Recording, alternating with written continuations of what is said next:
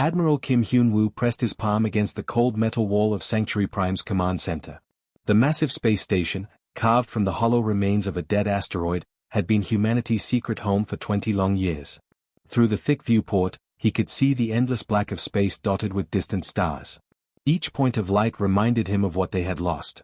Those stars had once been beacons of hope, marking the locations of thriving human colonies spread across the galaxy.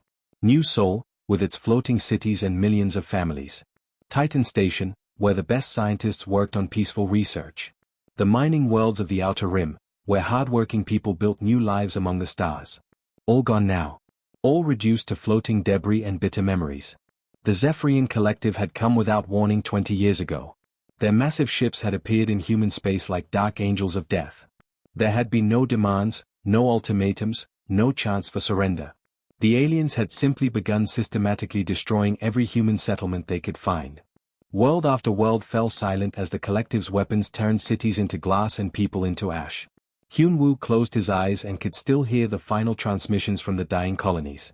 Desperate voices calling for help that would never come. Children crying for their parents. Mothers screaming as the sky burned above them. 20 billion human voices had fallen silent in those dark months, and the survivors carried every scream in their hearts. The bridge door slid open behind him with a soft hiss. Commander Park Minute-seo entered, her footsteps echoing in the quiet space. She was one of the few who remembered the time before the genocide. Her face bore the same haunted expression that all the survivors carried.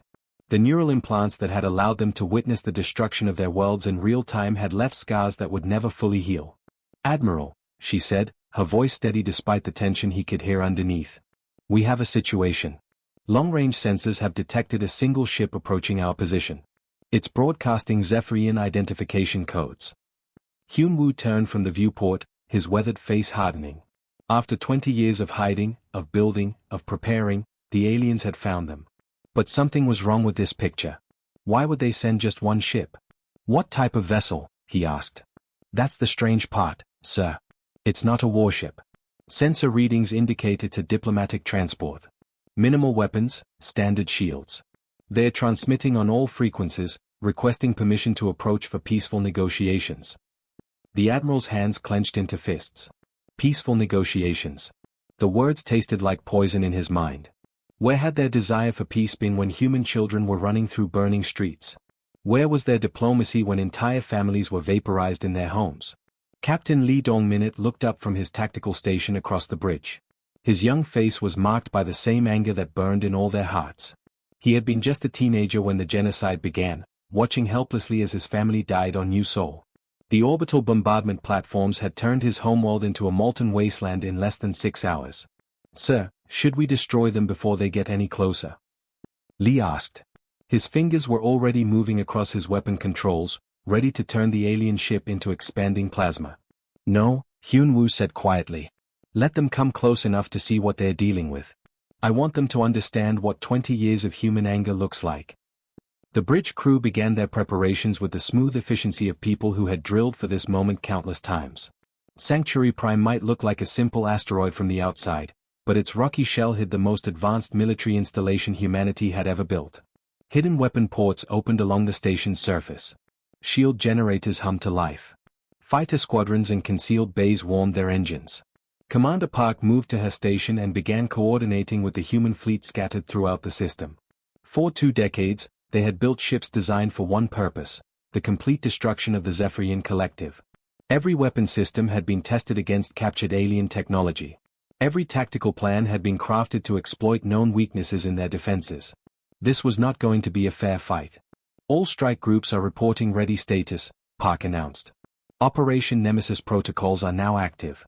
We have 47 warships in position, plus the station's defensive grid." Hyun-woo nodded slowly. Operation Nemesis.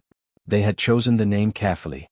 In ancient human mythology, Nemesis was the goddess of revenge, the one who punished those who showed arrogance toward the gods. It seemed fitting for what they planned to do to the aliens who had dared to genocide humanity. The diplomatic ship continued its approach, broadcasting messages of peace and reconciliation on every frequency. The alien voices spoke of regret, of desire to make amends, of hope for a better future between their species. Each word only fed the burning rage in human hearts. They had learned it too late that words meant nothing when your children were already dead. "Admiral," Park said softly, "some of the younger officers are asking if we should at least listen to what they have to say. The ones who grew up here, who never saw the homeworlds." Hyun-woo's expression grew colder.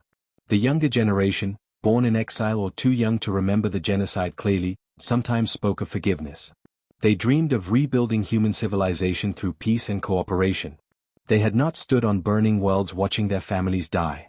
They had not heard 20 billion screams cut short by alien weapons. "Commander," he said, his voice carrying the weight of absolute authority, "signal all units. Today, the Zephyrian Collective learns what it means to face an enemy that remembers everything and forgives nothing." The alien ship drew closer, still broadcasting its messages of peace into the void. Captain Choi Jin-ho floated in the command chair of his stealth destroyer, watching the Zephyrian mining station through the darkness of space.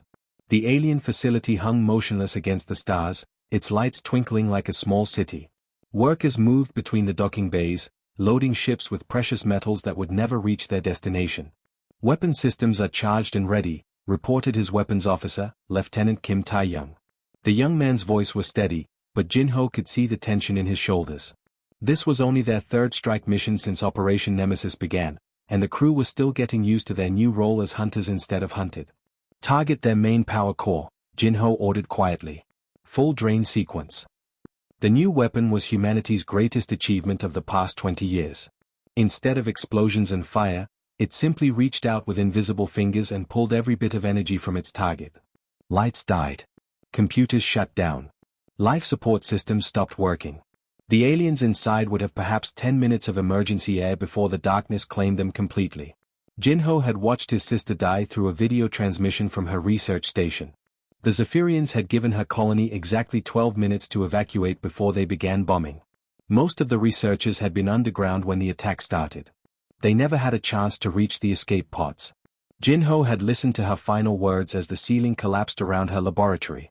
Now it was time for the aliens to experience the same helpless terror. The weapon fired without sound or visible beam. One moment the mining station was alive with activity, the next it went completely dark. No emergency lights. No distress signals. Just silence spreading through space like a disease. 17 escape pods launching from the station, announced Lieutenant Yoon Soo-jin from her scanner position. "Should we destroy them?" Jin-ho considered for a moment. The old human military would have tried to save everyone, even their enemies. They would have offered medical aid and safe passage. But that humanity had died with 20 billion people 20 years ago. What remained was something harder and colder. "Let them go," he decided. "Make sure they get a good look at our ship before they jump to hyperspace." This was the new human way of war. They did not simply kill their enemies. They terrorized them. Each attack was carefully planned to leave witnesses who would spread stories of the mysterious human ships that appeared from nowhere and left only death behind. Fear was a weapon more powerful than any bomb, and the humans had learned to use it with surgical precision. The escape pods scattered in different directions, their occupants probably sending frantic messages about the attack. Good. Let them tell their families and friends about the silent death that had claimed their mining station. Let them whisper stories about the ghost ships that hunted Zephyrian vessels through the dark between stars. Lieutenant Yoon pulled up the tactical display showing their recent victories. Red markers scattered across the star map like drops of blood, each one representing another successful strike against collective forces. In just 3 months, human raiders had hit 4 to 7 different targets across Zephyrian space. Military bases, supply depots, communication stations, civilian infrastructure. Nothing was safe from their reach. "Sir, we're receiving an update from Fleet Command," Yoon reported. "Admiral Kim is pleased with our progress. The collective is pulling back from the outer territories completely." Jin-ho nodded with satisfaction. The aliens were learning what it felt like to be afraid. For 20 years, they had controlled the galaxy through superior technology and overwhelming force.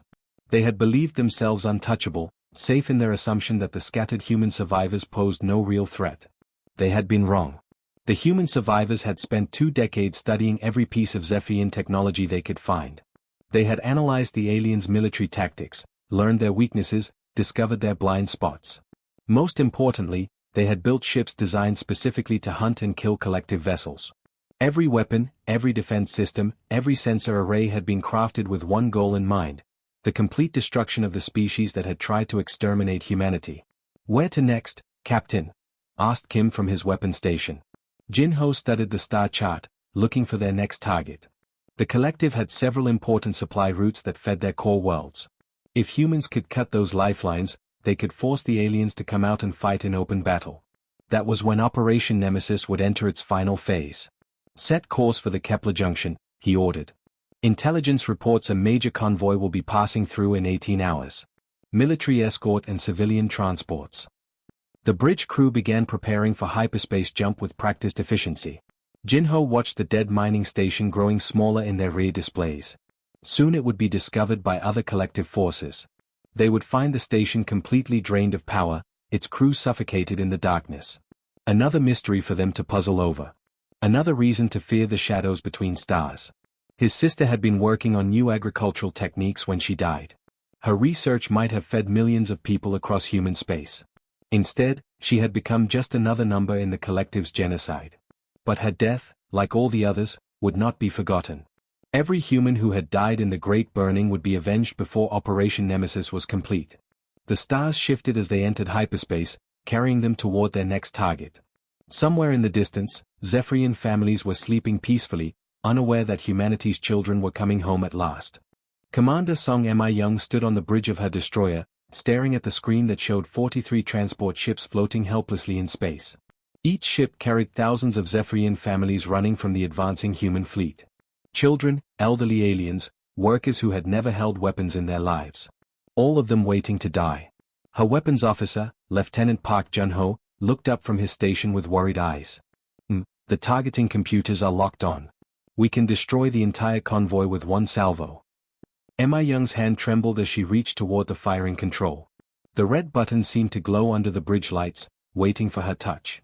One press and thousands of aliens would die in seconds. Just like her parents had died when the collective bombed their colony 20 years ago. She had been a young officer then, stationed on an orbital platform above her homeworld of New Busan. Through the station's sensors, she had watched the alien warships appear like dark angels in the sky. The bombardment had lasted 3 hours. 3 hours of watching her planet burn while she could do nothing to help. Her parents had been visiting her grandmother in the capital city when the first missile struck. The evacuation ships had tried to escape, packed with screaming families just like the transports in front of her now. The Zephyrians had hunted them down one by one, destroying each vessel with cold efficiency. No mercy. No hesitation. No second chances. Commander, her executive officer Nam Ho-suk whispered beside her. Admiral Kim's orders were very clear. No survivors in this sector. We're supposed to eliminate everything with collective markings. Mi Young knew the orders. She had helped plan this phase of Operation Nemesis herself. The human fleet was pushing deep into Zephyrian space, destroying everything in their path. Military bases, supply stations, communication networks, and yes, civilian transports trying to escape the carnage. It was total war, the same kind the aliens had brought to humanity 20 years ago. But looking at those helpless ships, she felt something crack inside her chest. Those weren't soldiers down there. They were families. Parents holding their children, probably telling them everything would be okay even though they knew it was a lie. The same lies human parents had told their kids before the bombs fell. Her communication panel buzzed with an incoming message from the flagship. Admiral Kim Hyun-woo's face appeared on her screen, his weathered features showing the weight of 20 years of planning for revenge. Behind him, she could see the busy bridge of humanity's most powerful warship, bristling with weapons designed to kill Zephyrians. Commander Song, the Admiral said, his voice sharp with impatience. Your sector report is 20 minutes overdue. I trust there are no problems with your assigned targets. Mi Young straightened in her chair. Around her, the bridge crew tried to look busy while obviously listening to every word. This conversation would probably be recorded and reviewed later by fleet intelligence. What she said next could end her career or worse. Sir, I have 43 civilian transports in my sights. Requesting permission to allow them to evacuate the system before proceeding with military targets. The Admiral's face went very still. Behind his eyes, she could see the same fire that burned in all the survivors. The rage that had kept them alive through 20 years of exile and preparation. The hatred that had built this fleet and trained these crews for one purpose, complete destruction of the Zephyrian collective. Civilian transports. Kim said quietly. Commander, remind me what the collective called our evacuation ships at New Seoul. What did they call the research stations at Proxima when they bombed the laboratories with families still inside? Emma Young felt her throat tighten. She knew this argument. She had used it herself many times over the years. The aliens had shown no mercy to human civilians, so why should humans show mercy to theirs? An eye for an eye, a genocide for a genocide. Sir, with respect, that's exactly why we should be different, she said. If we kill these families, how are we any better than the monsters who murdered our people? The bridge went completely silent except for the hum of life support systems. Several crew members looked shocked that anyone would question the Admiral's orders. Others nodded slightly, as if they had been thinking the same thing but were afraid to say it. Admiral Kim's image flickered with barely controlled fury. Better than them? Commander, they turned 20 billion human beings into ash and called it a military necessity. They hunted our children through burning cities and showed them no quarter. Now you want to let their children escape? Yes, sir, I do, Emma Young replied steadily. Because someone has to break this cycle of killing before there's nothing left of either species but hatred in graves. The Admiral stared at her for a long moment. Around the bridge, her officers waited to see what would happen next. In the tactical display, the Zephyrian transports continued drifting helplessly, their passengers probably praying to whatever gods they believed in. You have your orders, Commander, Kim said finally, his voice cold as space itself. Any deviation from those orders will be considered an act of mutiny against the human fleet. The punishment for mutiny during wartime is death. The transmission ended, leaving Emma Young alone with the hardest decision of her life. Her finger still hovered over the firing control that would end thousands of innocent lives with a single touch. Admiral Kim Hyun-woo stood at the center of the largest war fleet humanity had ever built. Through the massive viewport of his flagship, he could see the Zephyrian homeworld spinning slowly in the darkness of space. The planet looked peaceful from this distance, its blue oceans and green continents reminding him painfully of Earth before the burning began. 12 billion aliens lived on that world below. 12 billion lives that would end when he gave the order to fire. The thought should have brought him satisfaction after 20 years of planning and dreaming of this moment. Instead, he felt only a cold emptiness in his chest. Sir, all bombardment platforms report ready, announced Commander Park Minute-seo from her station. Around the bridge, dozens of officers worked at their posts, making final preparations for what would be the largest act of genocide in galactic history. The orbital weapons can sterilize the entire planet's surface in approximately 4 hours. Hyun-woo nodded slowly. 4 hours to kill 12 billion beings. The Zephyrians had taken much longer to destroy humanity's colonies, spreading their work across several months. But human technology had improved greatly in the past 20 years. They could be much more efficient about mass murder.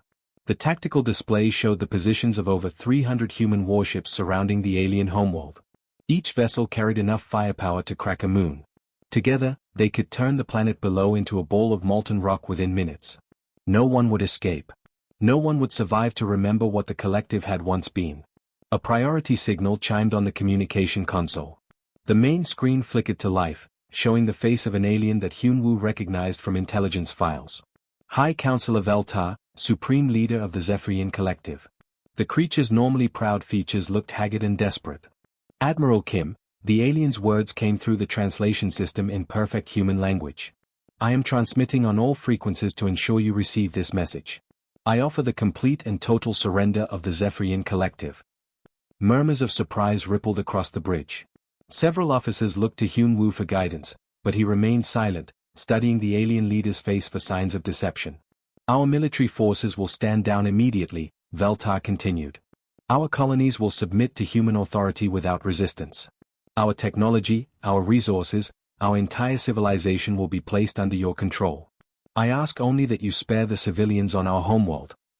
Captain Lee Dong-minute laughed bitterly from his tactical station. Now they want to talk about sparing civilians. Where was that mercy when they were burning our children alive? Hyun-woo raised a hand for silence. High Counselor, your people had many chances to show mercy during their systematic destruction of human colonies. You chose genocide then. Why should I choose differently now? The alien's face crumpled with what looked like genuine anguish. Because I have information that changes everything about what happened 20 years ago. The attack on your colonies was not supposed to be total extermination. The bridge fell completely silent. Even the background hum of the ship's system seemed to quiet as everyone strained to hear what the alien would say next. Please, Veltar whispered. Let me explain what really happened. The original military order was for limited strikes against 3 border colonies that had refused to withdraw from disputed territory. Our military commander, General Calvex, was authorized to use minimal force to convince your people to leave. Hyun-woo felt something cold form in his stomach. Continue. When your colonies fought back instead of evacuating, Calvex became enraged. He had lost his own family in a previous conflict with another species. He began to see all humans as enemies that needed to be destroyed completely. Without authorization from the collective government, he expanded the attacks. The alien's voice broke with emotion. By the time we learned what he was doing, your colonies were already burning. We tried to stop him, but he had convinced his fleet commanders that total extermination was the only way to end the threat. The systematic destruction of human worlds was his decision, not official collective policy. Commander Park stepped forward, her face flushed with anger. You expect us to believe that one rogue general killed 20 billion people without your knowledge? Yes, Veltar replied simply. Because that is exactly what happened. Calvex was executed for his crimes as soon as we regained control of the fleet. But the damage was already done. Your people were scattered in hiding. We had no way to contact the survivors to explain. The bridge erupted in shouting. Half the officers called the alien a liar trying to save his species with a desperate story. The other half looked uncertain, as if this revelation had shaken something fundamental in their understanding of the war. Sir, Commander Park said quietly, moving to stand beside Hyun-woo. Even if what he says is true, it doesn't bring back our dead. 20 billion humans are still gone forever. Hyun-woo stared at the alien's face on the screen. 20 years of hatred had been built on the belief that the collective had deliberately chosen to exterminate humanity. That they were monsters who deserved nothing but complete destruction in return.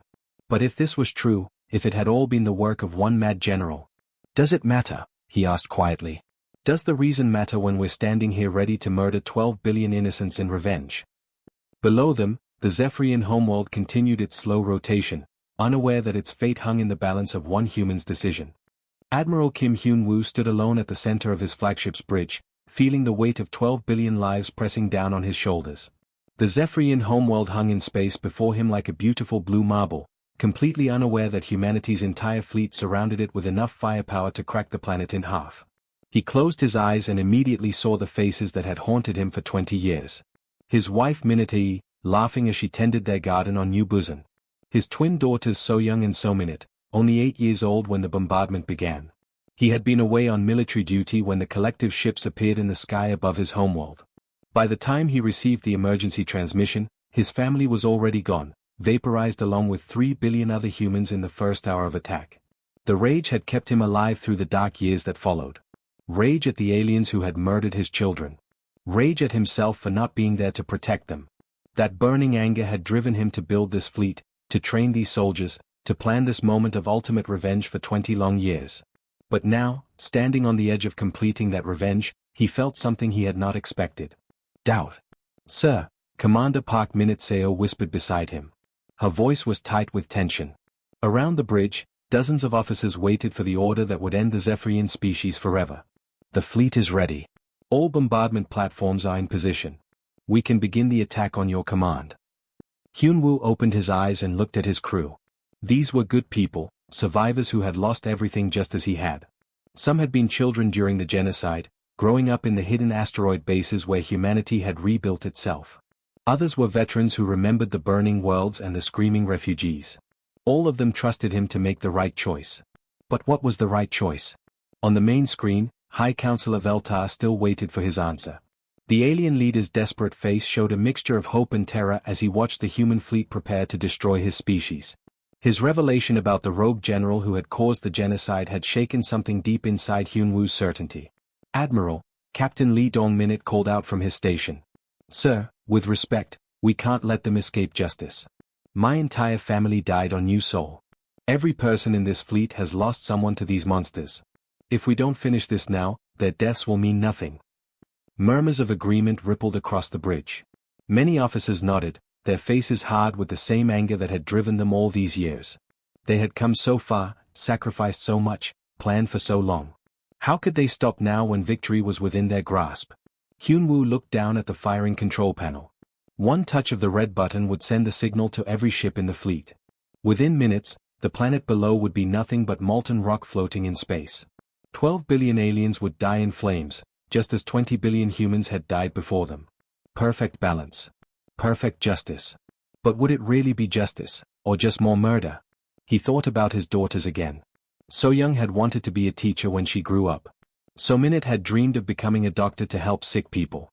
They had been kind, gentle children who cried when they found injured animals in their garden. What would they think of their father if they could see him now, ready to murder billions of innocents in their names? All ships, Hyun-woo said quietly, his voice carrying across the communication channels to every vessel in the fleet. Stand down weapons. Do not fire. The bridge exploded in shocked voices. Officers jumped to their feet, demanding explanations. Captain Lee looked like he had been slapped. Commander Park stared at him with wide, confused eyes. Sir, what are you doing? She whispered. Hyun-woo turned to face High Counselor Veltar on the screen. The alien's expression showed amazement and desperate relief as he realized what the human commander had just done. High Counselor, Hyun-woo said clearly. I offer you something your people never offered mine during the genocide. I offer you a choice. Complete surrender of all Zephyrian military forces. Total disarmament of every collective world. Your colonies will be placed under human administration for the next 1,000 years. Your species will serve as a living reminder to the galaxy of what happens when anyone threatens humanity. The alien's voice shook as he replied. We accept. Complete submission to human authority. Thank you for showing mercy we did not deserve. This is not mercy, Hyun-woo replied coldly. This is domination. Your people will spend the next 1,000 years working to rebuild what you destroyed. Every Zephyrian child will grow up knowing that their species serves humanity because you chose genocide 20 years ago.